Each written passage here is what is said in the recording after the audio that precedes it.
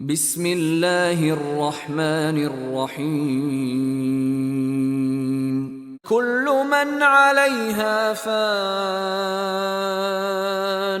ويبقى وجه ربك ذو الجلال والإكرام فبأي آلاء ربكما تكذبان يسأله من في السماوات والأرض كل يوم هو في شأن فبأي آلاء ربكما تكذبان سنفرغ لكم أيها الثقلان فبأي آلاء ربكما تكذبان يا معشر الجن والإنس إن استطعتم أن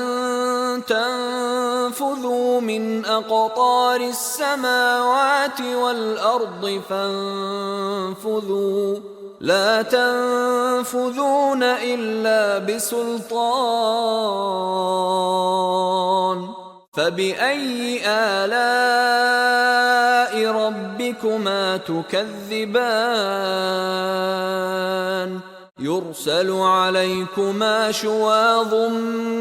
من نار ونحاس فلا تنتصران فبأي آلاء ربكما تكذبان فإذا انشقت السماء فكانت وردة كالدهان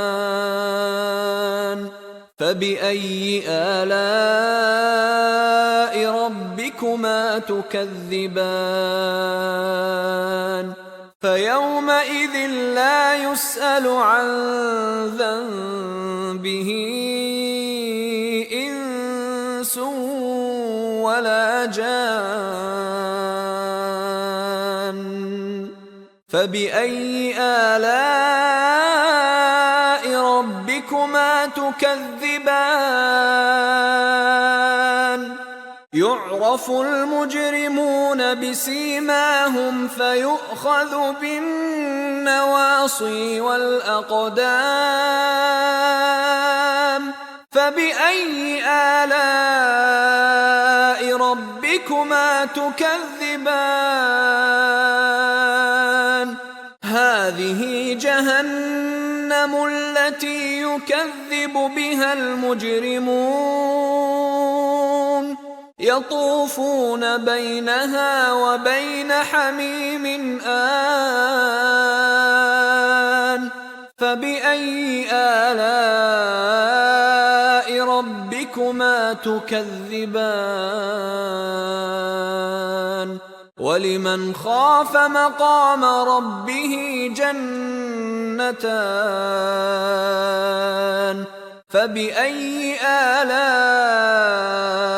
ربكما تكذبان ذواتا أفنان فبأي آلاء ربكما تكذبان فيهما عينان تجريان